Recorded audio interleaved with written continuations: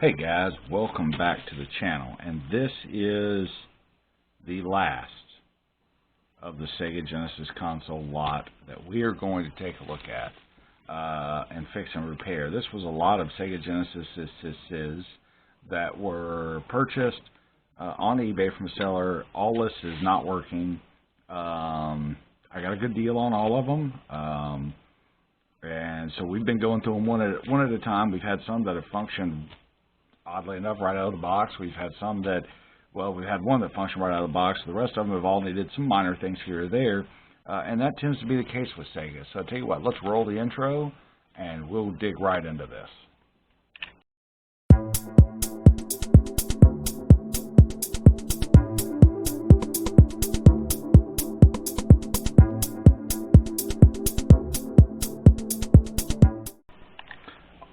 Alright guys, so let's get right into this. I'm kind of doing this back to back. I say back to back, I just finished the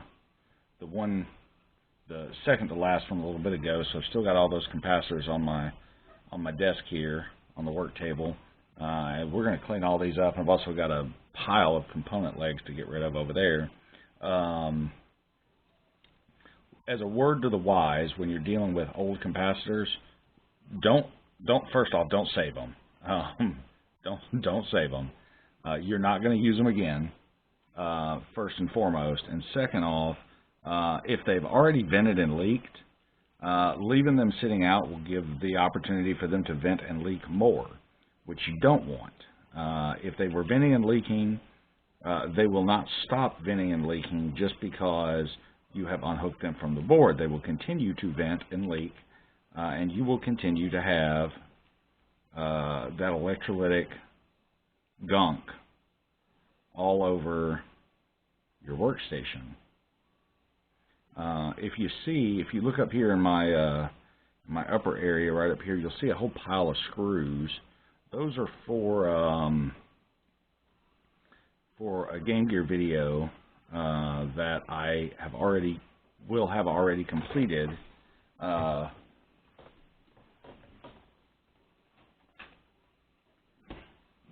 That I will have already completed by the time you guys see this video. And that was my own personal Game Gear that I did a McWill screen on, and it ended up being a nightmare, and it ended up being a fight, but we ended up getting it wrapped up and completed, and you guys will have already seen that video by now, so that's where all those screws go to. At any rate, let's dig in and see what we've got. Now, I will say this. Of all of the ones in this particular lot that I have dealt with, everyone has been dirty. One looked like it had a rat's nest in it. One of them actually came out looking pretty clean. This one so far does not look horrible.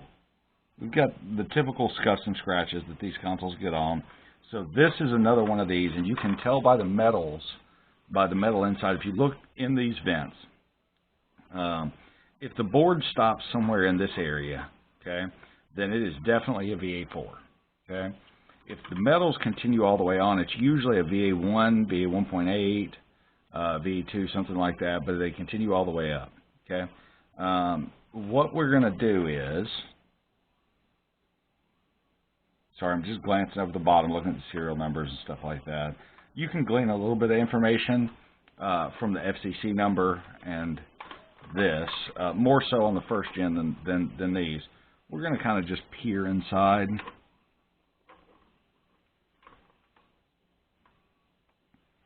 So this one actually doesn't look, I don't see any hair on this one, so that's good. I'm always interested, and would always be interested to find out the history of every one of these that we take apart and do. Whether where it was bought, where this console originated from. I mean, obviously it was made in Japan, but where it originated from, where it was purchased originally. Maybe it was purchased in California, maybe it was purchased in Chicago, maybe it was purchased in Montana. Who knows? But I'm always interested in finding out the history. Of course, you never can. But you know, it's always, to me, it's fascinating. So we're going to gently lift him up. I always recommend gently lifting these guys up to begin with, because you never know what you're going to find inside. This one's not in bad shape at all. I actually don't even see a whole lot of dust and debris inside. I mean, I see a little bit. The board is definitely dusty, and that you tend to have a lot of dust around the cartridge slot. So what happens is, nobody's been into this board, by the way. This has not been opened ever, but it has been semi-remarkably well taken care of. So what ends up happening is on consoles without a cover, without a port cover right here, you end up getting a whole lot of dust down into the cartridge connector. Consoles such as like the Atari Jaguar, or the pretty much all the Ataris, the 2600, 5200, and the 7800. Had to do some math in my head there for a second. Because the cartridge slot is not protected, dust and dirt and debris gets down inside the cartridge port and can make the game not read and things like that. Can cause excess oxidation and, you know, the whole 9 yards. Sega and Nintendo generally always covered the cartridge connector with a little trap door, a little spring-loaded trap door. But some dust still, I mean, listen, we're talking about, it's dust. And it is, even though it's a little trap door, it's still a little plastic trap door, and there's no sealing on it. There's no seal. So because of that, some dust always gets down in that area. Those tend to be the dirtiest areas on the board. We're going to look inside. This is a VA 1.8. I have not seen a VA 1.8 in a long time.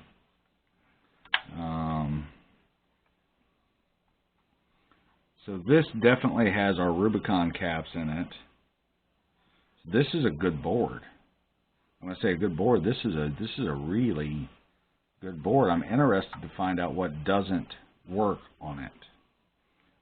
It's not particularly dirty. And I say that it is extraordinarily dusty right around here. But other than that, it's not dirty. The caps are all bent over, and that annoys me, and you know it always has. But it's not like there's no bugs in it, which is a notorious Sega thing, or notorious vintage console thing. You get bugs or something like that inside of it. And there hadn't been in any of these, other than the one that we found that I believe a mouse had homed up. No creepy crawlies, no spiders that I see, nothing like that. It's interesting, we've got a slight yellow paint mark over here. All of this is just flux. There's a lot of flux left on the bottom of this board. And interestingly enough, I'll tell you something else that's really interesting. This right here, the sub mask on this is black, like a very deep dark black. Normally it's not. Interesting, very interesting. I haven't seen, like I said, I haven't seen a 1.8. You don't see these a lot. I'm not sure why, but you don't see 1.8s a lot. A little bit of something here. A bit of crud or gunk or something, I'm not sure. Nothing major, nothing to worry about. The metal's looking good shape. Cool. Well, so what we're going to do is we'll pull our AV cables out. And see, that's just flux is what that is.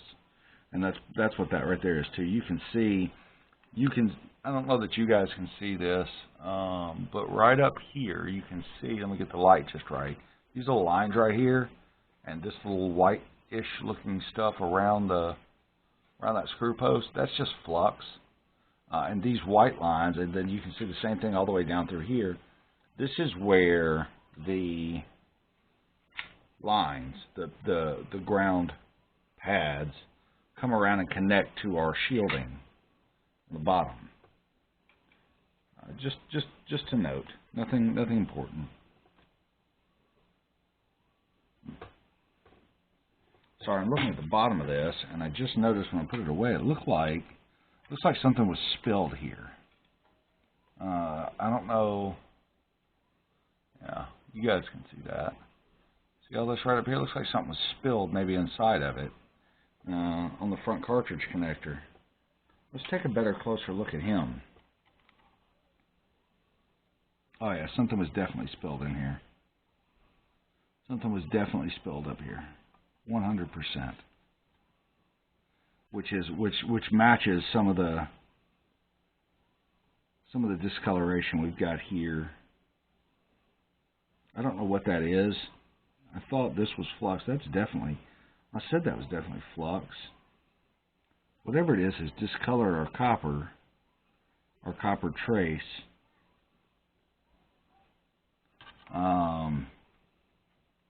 And we definitely got some liquid substance of some sort in here. There's no way of telling what that was. No way of telling at all. Interesting. Very interesting. Just using your eyes, guys. Just using your eyes, a lot of times you can decipher, you can find problems with a board by just looking at it. Just seeing things on the board. I always found it interesting on certain versions of these guys right here. They put a little piece of masking tape underneath the 53.68 clock chip. Just interesting. You see it on some of them. You don't see it on all of them. Anyway, so yeah, PCBD MD2 VA 1.8 USA. Revision 1.8 on this guy. Very cool. Alright, so I guess the first thing that we need to do is grab our power and a cartridge and our video, and let's see if it turns on. Let's see if it turns on, what we get on this all the way around. Let's find out. Now, one of the things that I don't do right off the bat is I don't go and test the... Okay, so my light comes on, but I get nothing on my screen. Let me see, is it on?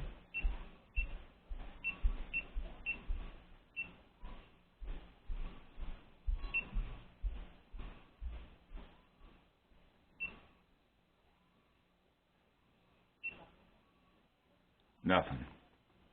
So I get nothing on screen at all. Hey, that's interesting too. That's definitely a different 78S05 than I'm used to seeing.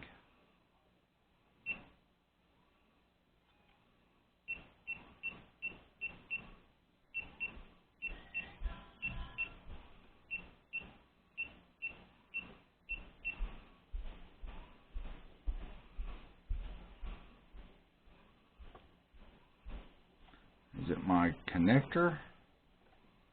Let's take a look here.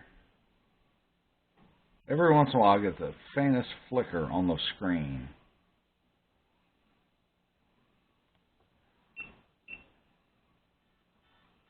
Okay, I do have audio, depending on how, and it depends on how if I hold this connector just right, I got audio. What I don't have though, my reset button works.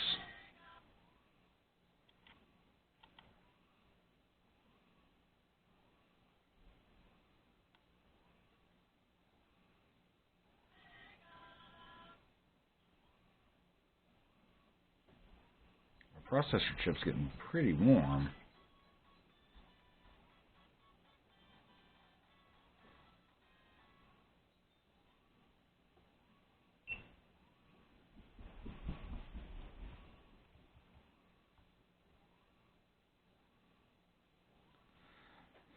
Okay. So, the first thing that we're going to do, we're going to recap this board 99% of the time with a Genesis of any model. 99% of the time. The biggest faults that you find with them are dirty cartridge ports and bad capacitors. Other than that, these things are pretty much dead reliable. Pretty much dead reliable. And so if I had to wager, the amount of flux, by the way, on this board is obscene. If I had to wager, that's probably all that's wrong with this board. That's most likely all that is wrong with this board is it needs new capacitors, and we might as well replace our 7805. That is an interesting 7805, by the way. And I say it's interesting because it's got a little hat on top of him that I haven't seen before. That's unique. You know, it's definitely molded in there. I mean, it's part of the chip. That's interesting. Not like I said, I haven't seen that before. I'm going to kind of look down at our capacitors here. I don't see that any of them have leaked or vented in any way. And I do have audio, which is a good thing.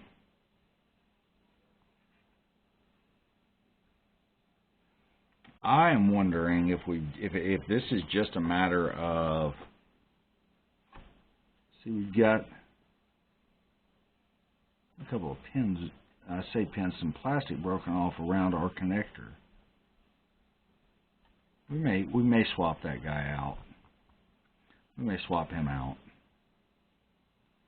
Everything else on this, other than, like I said, just being covered in an excess amount of flux, that board looks pretty okay. I'm going to say that just swapping these guys out, and we're going to put a new connector on, a new video connector, AV connector on it, because we're here, and because that one's got a little bit of, got a couple little broken plastic chunks around it. But other than that, this board looks pretty okay. Pretty okay, just dusty and dirty, so we'll wash the plastics up and clean this board up and do a capacitor replacement, see if we can't get him working. Probably going to switch the LED out on this one to a RGB multicolor auto flashing thing. I haven't done one of those in a little bit, and there's no difference between changing that out and any of the others. Having said that, you know, this 1.8 board, like I said, I haven't seen one of these in quite a while. I don't know. I may keep this one. This might end up in my own personal collection. It might. I'm not sure yet. I haven't decided. We'll decide, I guess, as we build him, as we fix him, tune him up. Just a little bit of a tune-up on it. We'll decide then what we're going to do. I don't know why I'm going through the trouble of straightening all these capacitors up. I don't know why, other than just because it annoys me. I can't help it. Once I start straightening them, I can't stop. I can't stop. I got to get them all pretty close to straight. There we go. Because it I don't know, it just bothers me. It's a pet peeve of mine. Also, some of these resistors over here, or these diodes, sorry, this diode just being laid over a little bit, and this diode just being laid over, these little linear diodes, it just bother me because the way they were put in is just kind of, you know, whatever-ish, just kind of meh. But at any rate, sorry. Let me Let me go throw the plastics in the wash, and we will come back and clean this guy up. Alright guys, I've thought about it for a little bit. I'm gonna speed remove everything here, and then we will go back on, and that'll give us the ability to clean. I'm not gonna go through and isopropyl all this yet and scrub on it. I'm gonna just speed remove everything because it's a little bit easier to clean in all the nooks and crannies once everything is removed. So we're gonna start there, remove all the capacitors and everything, and go ahead and remove the AV jack on this guy, and then once we get all that done, we will slow back down and clean everything up.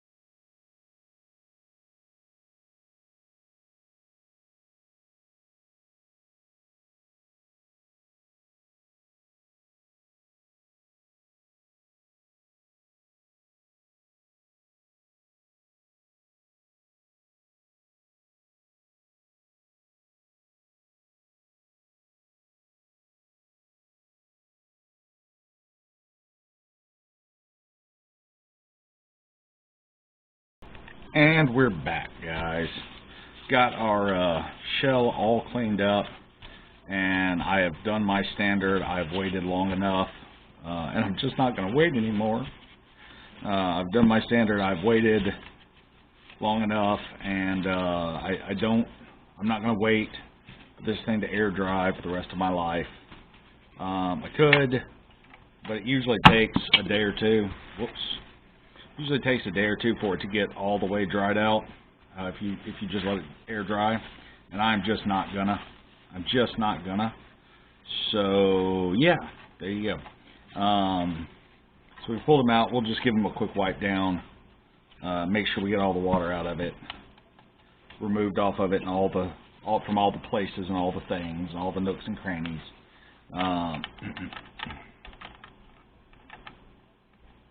And then we'll drop everything back in and reassemble it.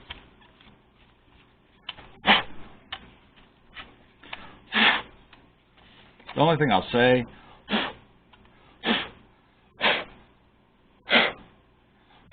make sure you get all the water out of your screw holes, because if you don't, it'll rust your screws up. Normally, just giving them a light little tap like this right here will get everything out. Normally that works, but sometimes it won't. So if it doesn't, give it a little blow.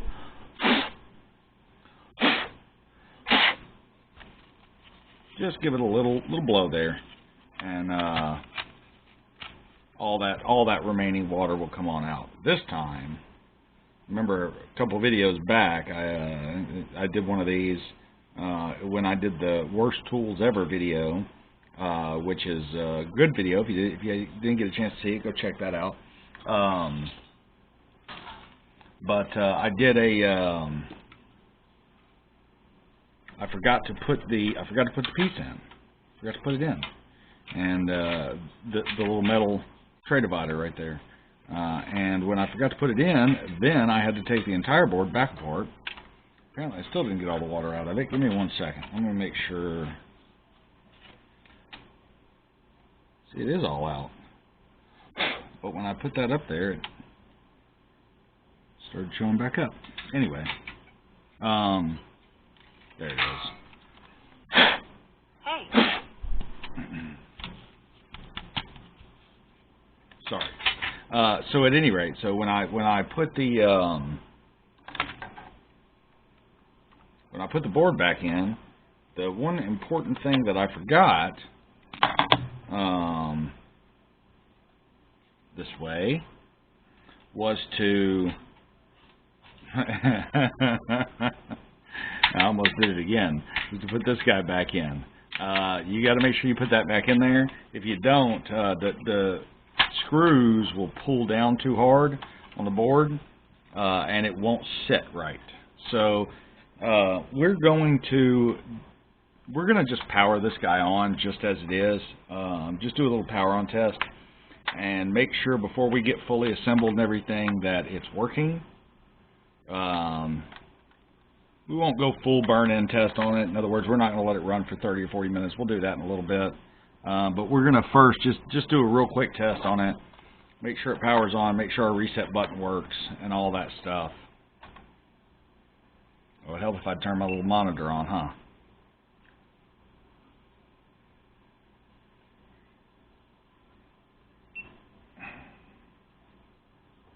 Let's see.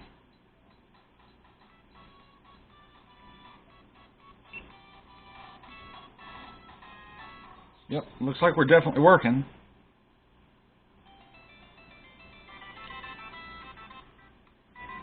Cool.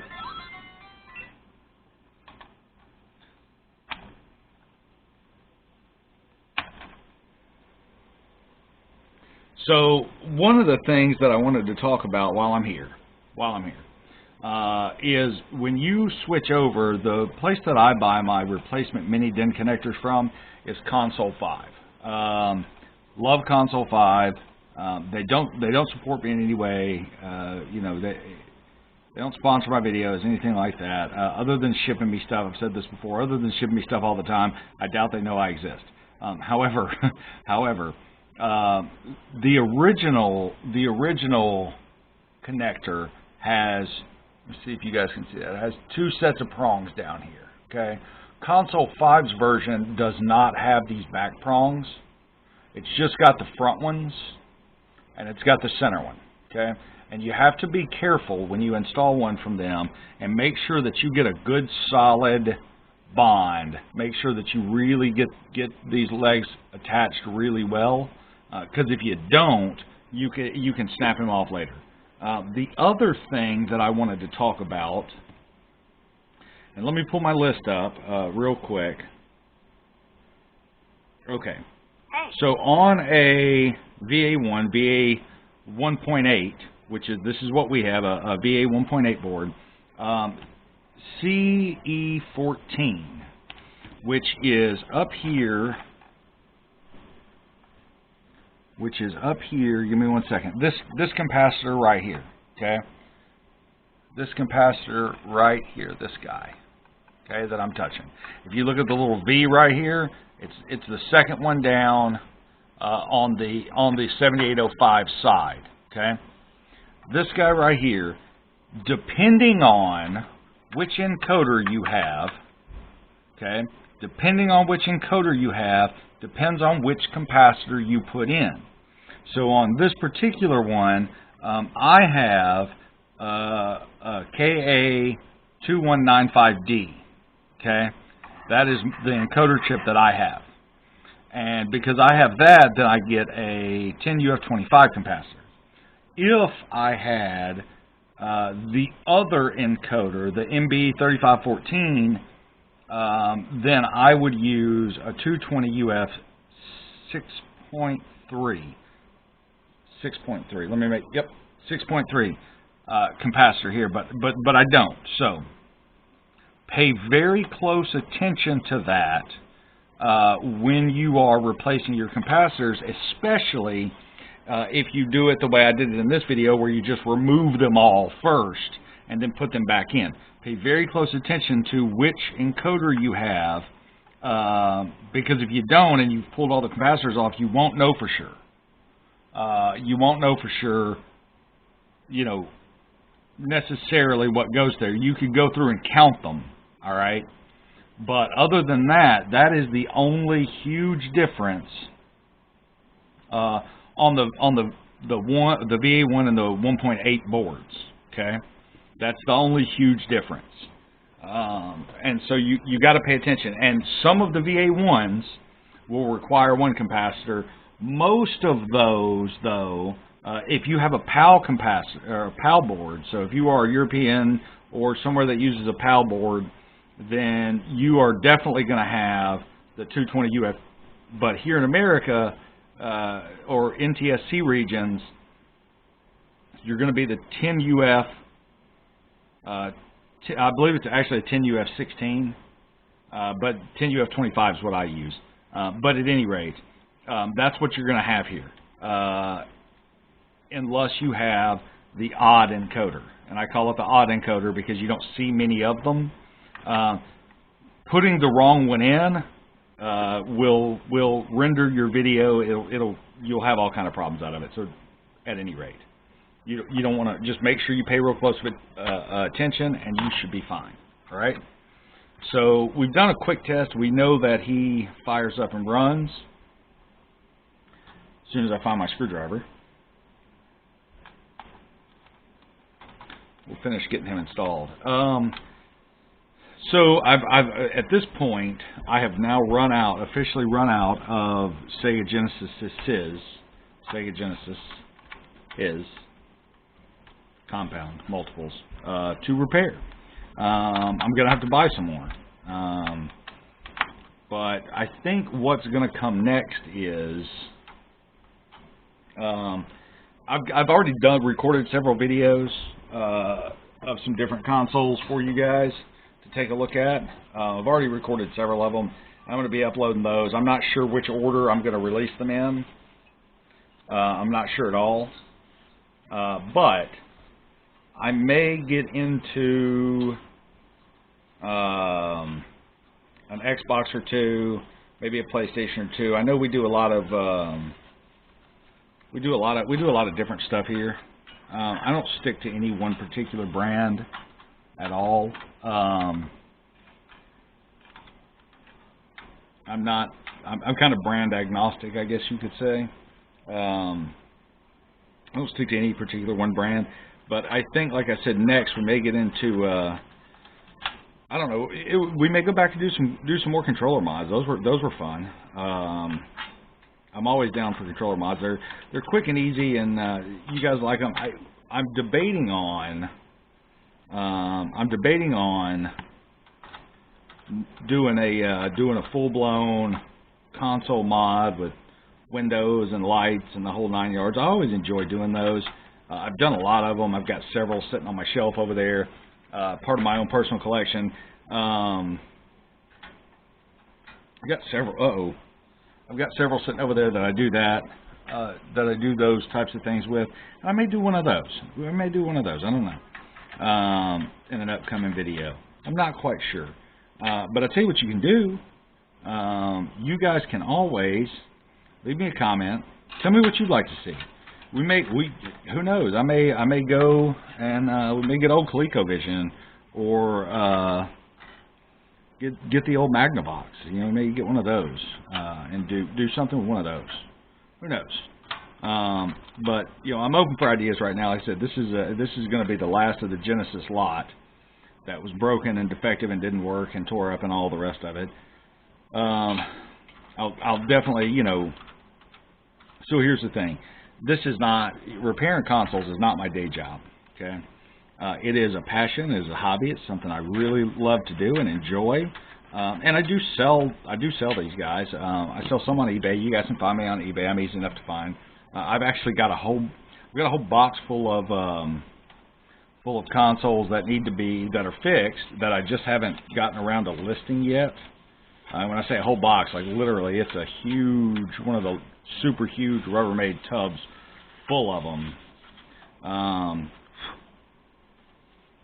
So I may, you know, I need to get those listed, but I'm on eBay, and then Macari, and then I do, you know, YouTube, or not YouTube. I do Facebook Marketplace and some other things, and sell in those areas. Sell on those storefronts. And then I sell quite a bit word of mouth. I've been doing it for a while. You know, some of you guys may know me, and if you know me, great. You know, and hi. And some of you guys, you know, may not. But this is not my This is not my day job. I have a day job that I work at least 5, sometimes 6 and 7 days a week. That I enjoy most of the time. So, you know, I don't do this to necessarily pay the bills, you know. I don't, you know, I charge what I think is a fair price for the work that I do, very fair price for the work that I do. I'm not out trying to undercut anybody or whatever else, you know. You know, some guys do this and they, you know, this is how they make their living. And I'm not trying to cut those guys' throat. I'm not trying to run them, you know, out of business and take over the market and, you know, that whole 9 yards. I do this again because I love it. I do this because I have a strong passion for vintage video games and retro games, and you know, whatever we happen to be calling them this week. I have a very large passion for it. It's something I'm very enthusiastic about. I have my own collection, and of course that's kind of how it started. Is, you know, I had my own collection, and so, you know, I had to repair my own things because, you know, you get them in and they wouldn't work right. And that's, you know, I kind of learned from there. There's no school that you can go to that teaches you how to fix vintage Nintendo Entertainment Systems, okay? Vintage Atari 2600s. There's no school. There's electronics school. You know, you can go and be an electronics technician, and, you know, you can get electronics engineering degree and all that stuff, and, you know, there are lots of people that have. and make a great living doing it. And I support those guys. That's wonderful. I personally am an electrician by trade. That's what I. That's what I do for a living anyway. And that's kind of where I learned how to do a lot of this stuff is through the apprenticeship and things like that. And the other part of it is just doing it, right? Getting in there, of course, there's things you have to learn. You have to learn how a multimeter works and, what you're doing and Ohm's law and the whole rest of that, which is a whole other long, drawn-out conversation. But at any rate, this is not what I do for a living. I don't pay the bills with this. If I don't ever sell another console, right, I'm not going to go broke. I'm not going to be destitute and out on the streets. There are certainly guys that do this for a living, and I support them. I think it's great. One of my favorite guys to watch on YouTube is the Coder. He's a British guy. He cracks me up. Good guy, and he's got a great YouTube channel. And the guy does amazing work. He really does. Matter of fact, he's one of the rare few that I see on YouTube, and I say this as a compliment. He's one of the rare few that if one of my consoles broke and I couldn't fix it, he's where I'd send my stuff because he's really good. And I really enjoy his videos and his live streams and everything. The guy, like I said, he cracks me up. He makes me laugh. But he's really, really, really good. But that's, repairing consoles and laptops and things like that. That's how he makes his living. And kudos to him. He's done from what I can tell, the guy's done well for himself, and he's worked hard at it, and he doesn't cut corners, and all those things are wonderful. That's not how I make my living. This is not how, Would I love to sit down and do this every day? Yeah, yes and no. Honestly, yes and no. I think there are times that I would love it, and then there are times when I appreciate the ability to just step away and realize that, I don't have to fix this console now. I can shove it in a corner that my lights will stay on, and the house note will be paid, even if I don't fix this, I don't have to worry about that. Which is a good thing, but there's other times where I wish, man, I really wish I had more time to sit and spend on these, and to build these things. I could do more of them. The reason that I kind of got into this, to begin with, was just to repair my own stuff and keep my own stuff looking and working great. And that's why I do it. Now, what that led to is, I had, 15 NESs, I had, 12 Xbox 360s and, all the rest of it. To this day, I think I've still got 8 or 9 Xbox 360s floating around. And it became to a point where, like legitimately, I cannot keep all of these. I just can't. There's no way. Never mind, you can't play them. I've got more consoles than I could play. One of these days I'm actually going to go through the whole list, but, of everything that I've got. But, the whole, I have more than I can play, more than I could do, more than I could, keep up with. And to be honest with you, it's quite the chore anymore to even keep them all clean, dust-free, and, looking nice on the shelf. It's a chore. It's a responsibility. It's a lot of work, but it's something I'm passionate about and I love, and that's why I do it.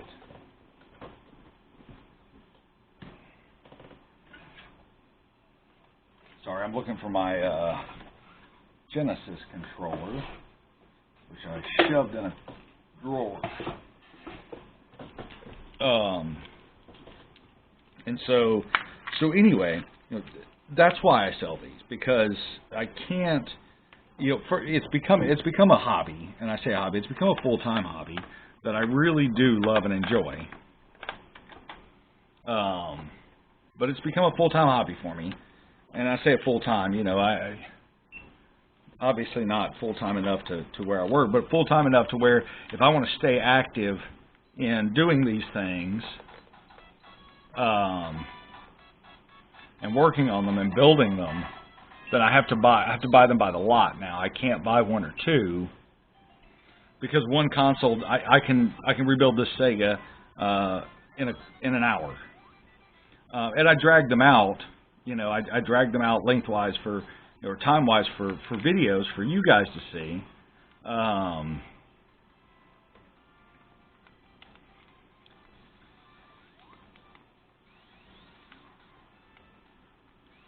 Sorry, I'm just going through and doing a quick button test on everything.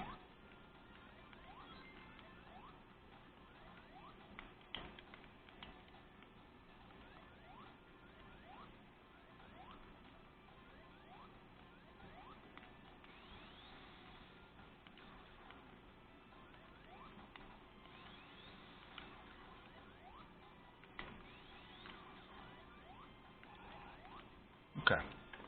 Check our reset. So at any rate, that's the reason I sell these things, is because I can't keep all of them, but I enjoy working on them so much that if I just worked on them and kept them, I'd have no house. I would have no house at all. And so what do you do? What do you do when you have every single model version of Genesis? What do you do? And then you got nothing else to work on, and let me just buy one more, and so now you've got 3 Model 1s and 4 Model 4s and everything else. What do you do? And so you get to the point where you have to sell the things. And so that very quickly transitioned from I don't want to buy these to sell them. Or I don't want to sell my personal collection.